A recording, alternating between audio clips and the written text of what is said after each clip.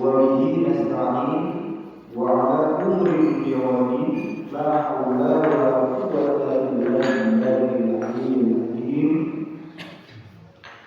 أشهد أن لا إله إلا الله وحده لا شريك له وأشهد أن محمدا عبده ورسوله الذي لا نبي ولا رسول بعده أوصي بنفسي وإياكم بتقوى الله حيث قال الله تعالى في كتابه الكريم أعوذ بالله من الشيطان الرجيم يا أيها الناس اتقوا ربكم الذي خلقكم من نفس واحدة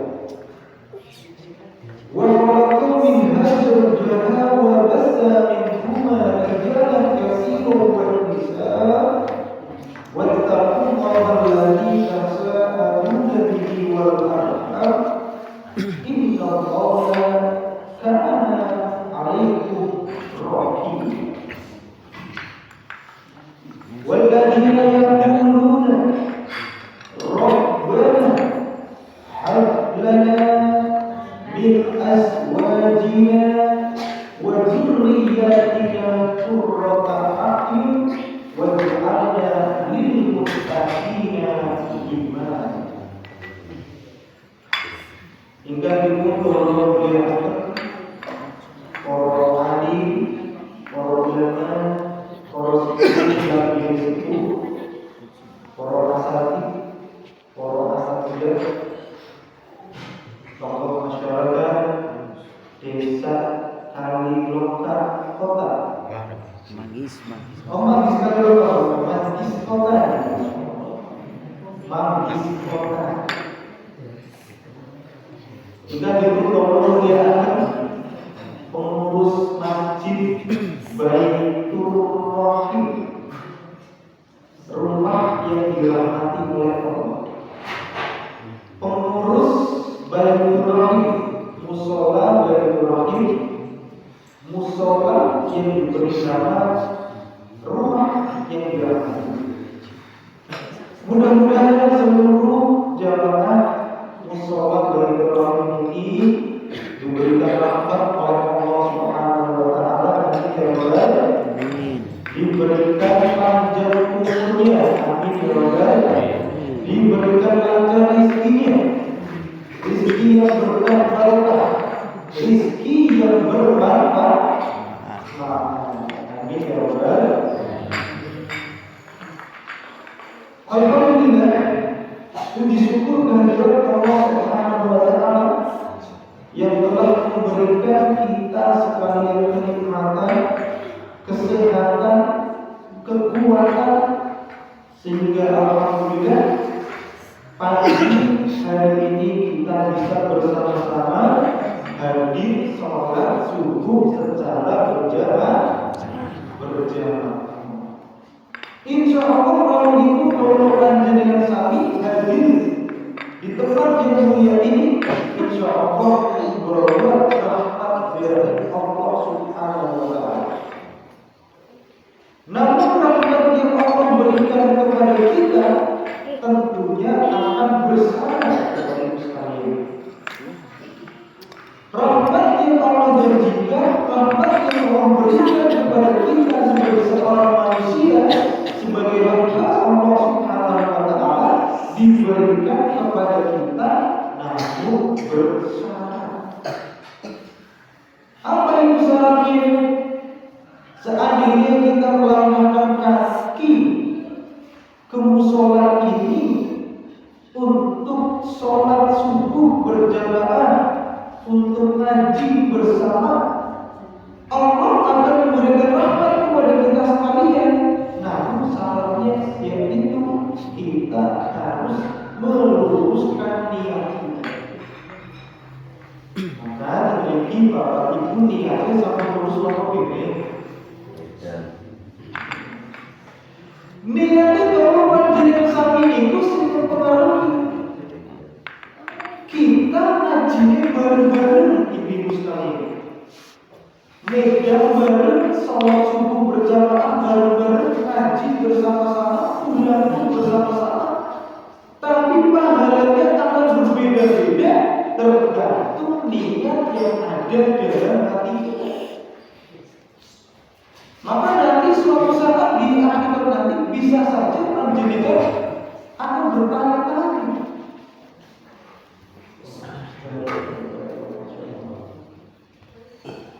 kita akan bertanya-tanya di alam akhirat nanti, di mana orang yang biasa berangkat subuh bersamaku, di mana orang-orang yang biasa duduk di sampingku saat ada pengajian, maka akan dilihat ternyata nilai-nilai yang kita dapatkan berbanding lurus dengan niat yang ada dalam hati kita. Insya Allah. Mudah-mudahan niat kita lurus karena Allah, lurus untuk mencari ridho Allah Subhanahu wa taala, mencari rahmat Allah Subhanahu wa taala, sehingga mudah-mudahan nanti di alam akhirat nanti kita tetap hidup bersama-sama masuk ke tempat yang Allah jadikan berupa surga. Amin. Kedua kalinya salawat beserta salam tetap terlimpah-limpahkan kepada Rasulullah kita, Nabi Muhammad sallallahu alaihi wasallam, Nabi yang mengajarkan syariat-syariat Islam, Nabi yang mengajarkan hidup Islam. Mudah-mudahan kita dalam melapaki jejak beliau sesuai dengan tuntunan beliau.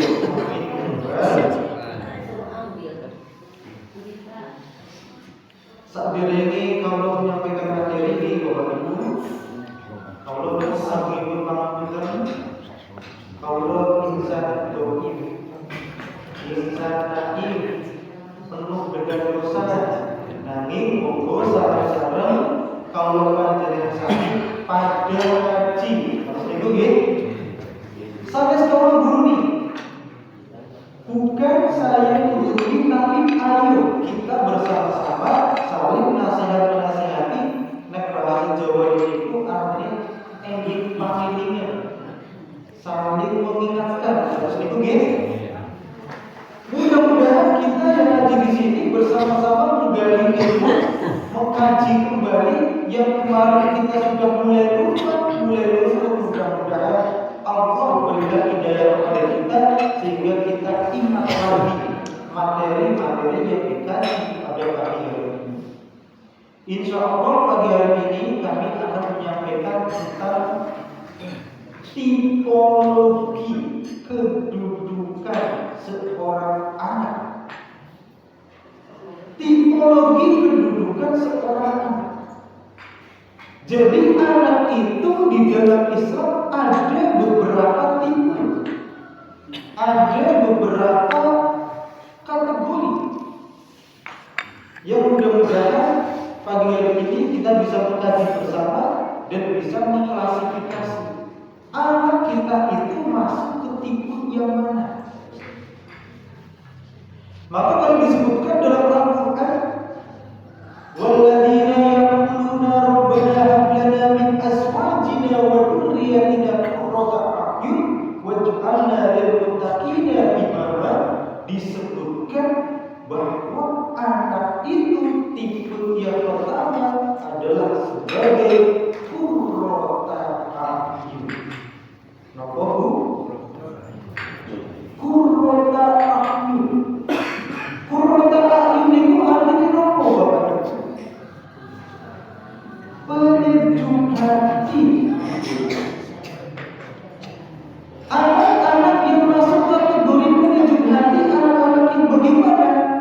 Tentu anak-anak yang soleh, berbakti pada orang tua, taat pada agama, dipandang dia menyejukkan. Maka ini adik-adik yang sekarang masih kecil-kecil, sebagai seorang anak, ketika jenengan sebagai anak-anak ini nurut pada orang tua, atine orang tua yang jenengan itu sejuk. Maka bapak senang nekor taat pada agama.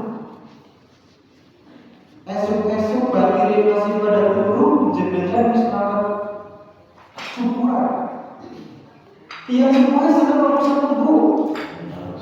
Senang. Maka inilah yang dimaksud dengan penyejuk hati. Bahkan seandainya kita kaji doanya mungkin sering kita ucapkan Rabbana hab lana min azwajina wa dzurriyyatina qurrata a'yun waj'alna lil muttaqina imama. Ibu-ibunya sering mau sedikit model model. Sering membaca doa ini apa model? Dibaca doa-doa ini Bapak Ibu. Rabbana hab lana min azwajina wa dzurriyyatina qurrata a'yun waj'alna lil muttaqina imama. Jangan sampai kita hanya berharap anak-anak kita soleh, anak-anak kita berbakti kepada kedua orang tuanya, akan tetapi kita tidak berdoa. Maka seandainya kita ingin anak-anak kita berbakti kepada kita, pasangan kita juga menyejukkan hati kita, maka marilah kita sering-sering berdoa, Rabbana hab lana min azwajina wa dzurriyyatina qurrata a'yun. Doa itu artinya apa? Rabbana wahai Rabb, hab lana, anugerahkan kepadaku min azwajina, pasangan kami, wa dzurriyyatina, anak keturunan kami, qurrata a'yun, penyejuk hati. Maka doa ini pun bukan hanya mendoakan anak, tapi mendoakan pasangan kita. Panjenengan kira-kira langsung saking pekerjaan nang rumah pasangan panjenengan cemberut. Kira-kira betah atau boten? Pengennya dulu mati ya. Pengennya suka orang balik. Dan maka ini panjenengan harus berdoa kepada Allah Subhanahu wa taala. Berdoa selalu agar pasangan kita menunjukkan hati kita. Maka sang istri pun akan berkata-kata, aku tidak cukup dengan wajah yang tampan, tapi aku juga butuh perhatian. Tidak cukup panjenengan bertambah rupawan, tapi dan panjenengan orang perhatian para istri. Ya artinya siswa artinya istri panjenengan tidak sejuk. Maka coba ibu-ibu ini kita beliau buat pilih makin bapaknya langsung saking kerjaan, coba disambut. Nopo Bu? Disambut sampai disambut jelas. Balik kesel-kesel lanjut rumah disambut. Maka ini berarti ciri-ciri pasangan panjenengan bukan menjadi qurrata a'yun. Buru-buru pangadung atine panjenengan, buru-buru nyejukna ati. Weruh wis gawe. Lah maka ini barangkali kita lupa berdoa kepada Allah Subhanahu wa taala. Bisanya bojone itu yang balik cemburu. Maka mungkin salah satunya panjenengan lupa berdoa kepada Allah. Maka begitu pun dengan anak-anak kita, Bapak Ibu sekalian, anak-anak kita akan tercipta menjadi anak-anak yang berbakti kepada orang tua, anak-anak yang menyenangkan hati orang tuanya, manakala orang tua ingat anak itu bukan hanya dihardik, bukan hanya dididik, akan tetapi juga disertai dengan doa. Pantes anaknya yang diwarai orang pinter-pinter, pantes anaknya yang dikumpulkan malah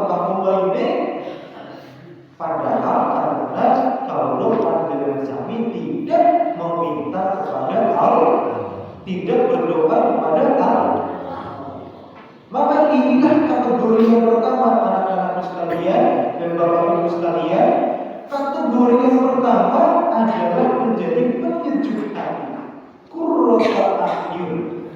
Maka ini adik-adik yang sedang berada di sini, coba jadi qurrata a'yun, jadi penyejuk hati. Orang tua kalian pasti senang kalau kalian taat pada mereka, taat pada Allah Subhanahu wa Ta'ala. Yakin anak-anakku, yakinlah bahwa ketika kalian menurut pada orang tua, taat pada Allah, rajin beribadah, apa yang kalian minta pasti akan diberikan oleh orang tua kalian. Nah, percaya atau tidak? Iya. Percaya atau tidak? Iya. Ini yang masih kecil-kecil ini. Percayalah itu anak-anak. Jadilah penyejuk hati. Jadilah penyejuk hati bagi orang tua kalian. Karena kalian adalah masa depan orang tua kalian. Ketika kalian soleh, orang tua kalian akan tahu. Ketika anak-anak kita soleh, pasti kita sebagai orang tua pun akan tenang. Maka itulah kategori tipe yang pertama, qurrata a'yun. Maka barangkali ketika anak-anak kita apakah tetap berjudi, apakah tetap tidak mengerti, barangkali itu salah satunya kita tidak berdoa kepada Allah. Kita lupa bahwa ada zat yang kita mintai akan dikabulkan. Berdoa kepada Allah min azwajina wa dzurriyyatina qurrata a'yun. Maka itu kategori yang pertama di qurrata. Ada pun kategori yang kedua. Jika tadi yang pertama adalah penyejuk hati, maka yang kedua ini adalah aduwwul.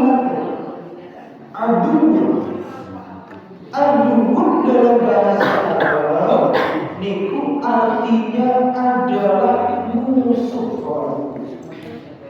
Anak itu tipe yang kedua aduwwun, yang artinya adalah musuh.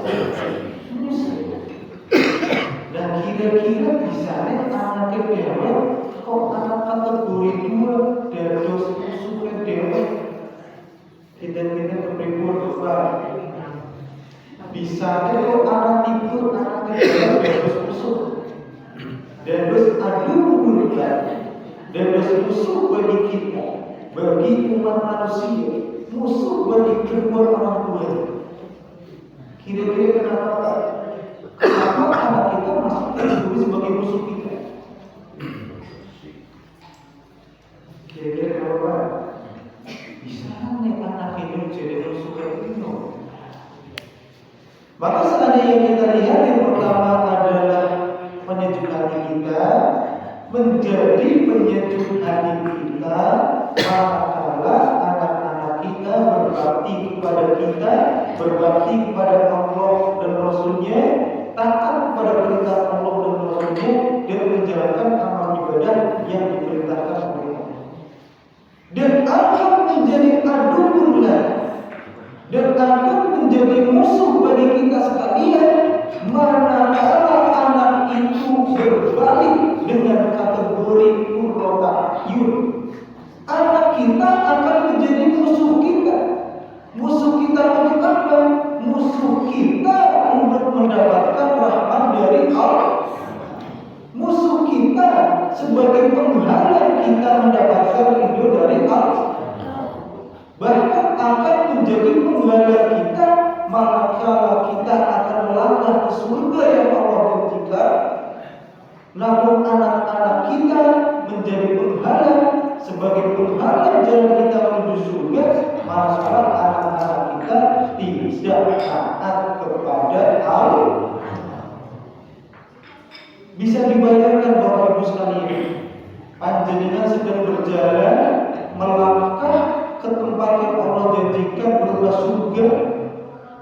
Ketika sedang dalam perjalanan, panjenengan dihambat, dihentikan oleh Allah Subhanahu wa Ta'ala. Kemudian Allah Subhanahu wa Ta'ala memperlihatkan kepada anak-anak panjenengan, ini anak panjenengan seperti ini, di dunia seperti ini, di mana engkau wahai orang tua? Lalu apa yang akan kita katakan kepada Allah ketika saat itu kita ditanya semacam ini? Maka jawabannya adalah di mana kita berada di dunia ini saat anak-anak kita jauh dari Allah, saat anak-anak kita jauh dari melaksanakan perintah Allah, di mana posisi kita, di mana kita berada saat anak-anak kita melakukan apa yang dilarang oleh Allah. Maka ini yang dimaksud adu, yang dimaksud seorang musuh. Sebagai seorang musuh. Maka seandainya yang pertama kurota akhir menyejuk hati kita, yang kedua musuh kita. Musuh kita untuk mendapatkan hidup dan rahmat dari Allah. Maka ini yang anak-anak ya, jenengan kita jadi batire mamane, apakah dari musuhnya mamane? Batire mamane. Nek pandai batire berarti panjenengan kudu nurut kalau kedua, kudu nurut kalau perintah Allah. Karena nanti ketika panjenengan yang kecil-kecil ini ya anak-anakku, panjenengan tidak taat kepada Allah, nanti orang tua juga akan mendapat dosanya. Lamanya bapaknya mau masuk surga, tapi dihalang-halangi karena anak-anaknya tidak taat kepada Allah. Alhamdulillah min. Maka inilah kategori yang kedua Bapak-Ibu sekalian. Jangan sampai anak-anak kita justru menjadi penghalang. Jangan sampai anak-anak kita justru memerangi kita di dunia dan akhirat ini. Di dunia memerangi, tidak taat kepada orang tua, membangkang kepada orang tua, dan di akhirat pun menghalanginya untuk mendapatkan yang Allah janjikan. Karena nanti ketika anak-anak yang ditanya siapa? Orang tuanya. Bisa orang tuanya siapa? Maka akan dipanggil. Ini gambaran-gambaran. Maka Bapak-Ibu sekalian yang dimuliakan oleh Allah Subhanahu wa Ta'ala, jangan berputus asa dalam mendidik anak-anak. Jangan pernah menyerah dalam mendidik anak-anak kita rewel. Setiap hari kita dididik, setiap hari kita bimbing. Kok orang lurus? Jangan sampai kita berhenti. Karena anak itu adalah amalan dari Allah. Ketika anak-anak kita sia-sia, maka sudah ditentukan dia tidak aman. Tapi ketika orang tua mau menjaga anak-anaknya bertahan, meski anak-anak rewel tetap dia bimbing, anak-anaknya tidak berbakti tetap dia bimbing supaya menjadi anak-anak yang berbakti, maka ini akan menjadikan status anak-anak kita sebagai aduan, sebagai musuh akan dihapuskan oleh Allah. Maka bagi orang tua, manakah anak-anak kita? Menjadi prota hati kita atau menjadi aduan, menjadi penyejuk hati kita atau menjadi musuh kita? Coba kira-kira apakah dengan sudah taatkah pada Allah, sudah berbaktikah kepada orang tua, atau masih dalam proses? Apa panjenengan menyerahkan kepada guru-gurunya di sekolah? Anak kalian kok sekolahnya di sini? Padahal belum. Maka inilah kewajiban kita sebagai orang tua, mendidik anak-anak kita, mengarahkan anak-anak kita kepada pendidikan yang terdidik. Pendidikan yang terdidik. Pendidikan yang pertama Rasulullah SAW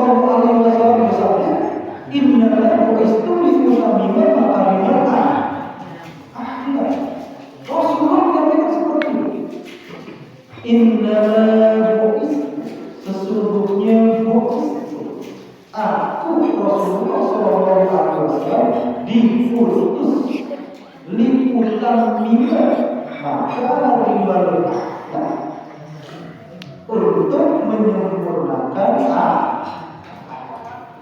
untuk memperbaiki akhlak umat manusia.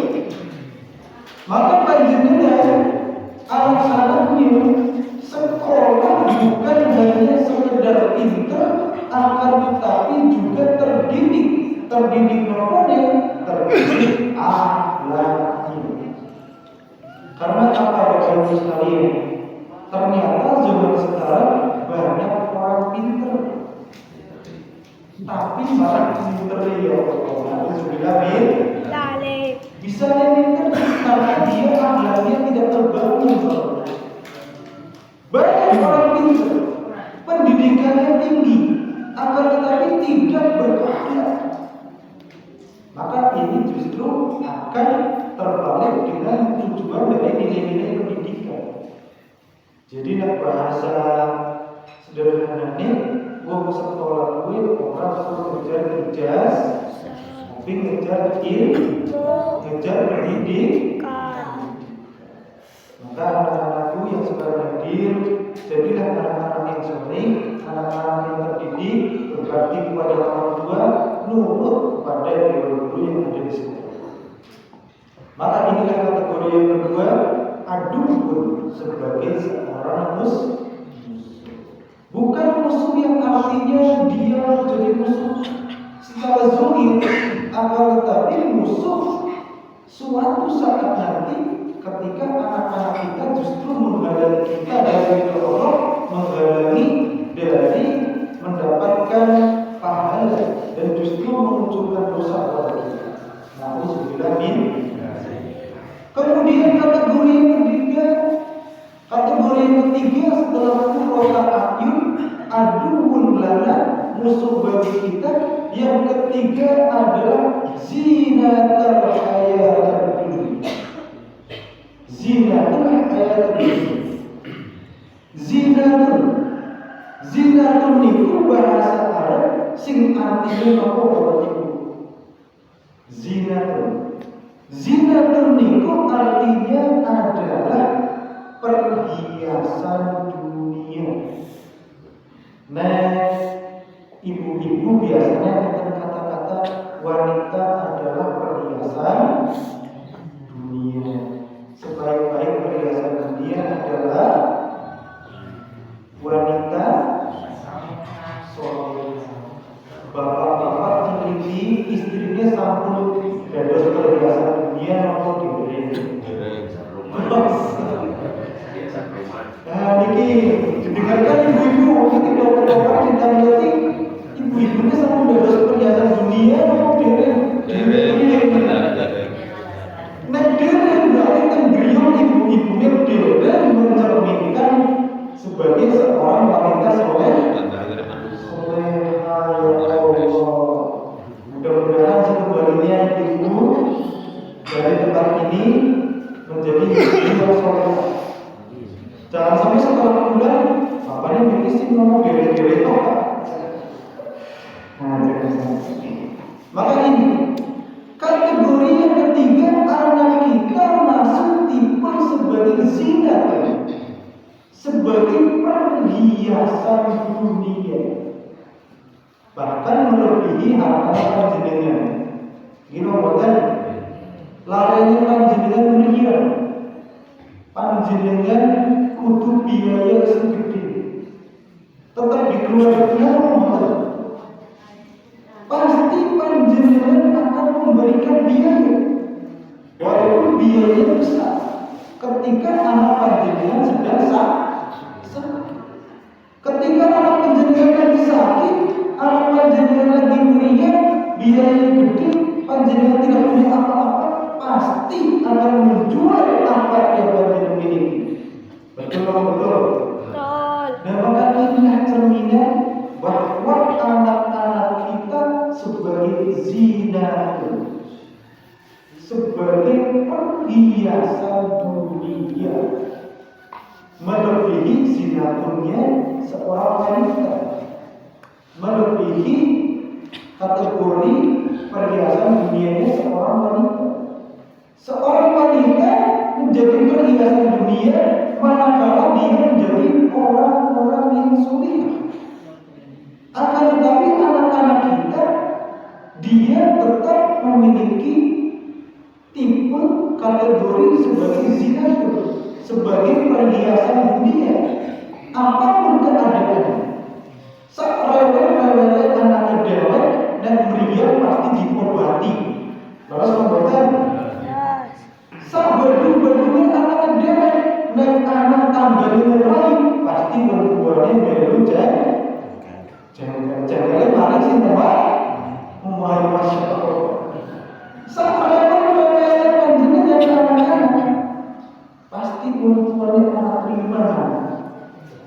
Nek panjenengan dikomani dari tanggal ini, maka panjenengan itu berarti pada orang tua.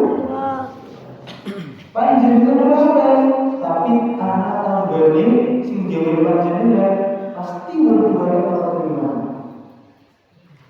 Terus nomor 12. Dan maka inilah bukti bahwa ternyata dunia ini dikalahkan oleh status anak kita sebagai zina, sebagai perhiasan dunia. Manakala perhiasan dunia itu menjadi perhiasan yang baik, maka dia akan berbakti pada Allah Subhanahu wa Ta'ala, berbakti pada orang tua. Namun sebaliknya, manakala dia tidak berbakti kepada orang tua, melanggar perintah Allah, maka dia tidak mendapatkan derajat kategori sebagai perhiasan dunia. Maka inilah yang perlu kita garis bawahi, bahwa anak-anak kita memiliki beberapa tipe kategori. Yang pertama sebagai pembawa akur, penyejuk hati. Yang kedua sebagai akur, sebagai musuh. Yang ketiga sebagai zinatul ayat dunia, sebagai perhiasan dunia. Dan yang keempat, ini adalah sebagai fitnah. Bapak Ibu, sebagai fitnah. Fitnah itu bahasa kampungnya berarti ujian. Ujian yang diberikan oleh Allah kepada kedua orang tua. Panjenengan sebagai orang tua luruskah dalam mendidik anak, luruskah dalam mengurusi anak, maka akan diuji oleh Allah. Anak-anaknya menjadi anak-anak yang kurang berbakti, anak-anaknya keren, anak-anaknya tidak taat kepada orang tua, maka ini statusnya anak kita sebagai fitnah atau sebagai uji. Kalau adukun, kalau musuh itu sebagai Tuhan yang mendapatkan ridho dan rahmat Allah, kalau fitnah itu berarti untuk menguji. Untuk menguji kita, apakah kita tetap bertahan, tetap mendidik anak-anak kita, ataukah kita berhenti setelah anak-anak kita susah untuk dididik. Maka ini yang perlu sekali kita perhatikan. Seberapa apapun anak-anak kita, dialah amanah yang diberikan oleh Allah, yang digunakan sebagai orang-orang yang menguji Allah, sebagai sesuatu yang digunakan untuk menguji ketaatan seorang hamba. Ketaatan orang tua yang panjenengan kepada Allah akan diuji melalui panjenengan sebagai seorang anak. Maka inilah 4 tipe yang perlu sekali kita perhatikan. Anak-anak kita itu masuk kategori yang mana? Menjadi penyejuk hati kah? Menjadi musuh kah? Menjadi perhiasan dunia semata kah? Atau menjadi ujian? Orang lurus keluarnya karena anaknya orang lurus. Bukan orang lurus.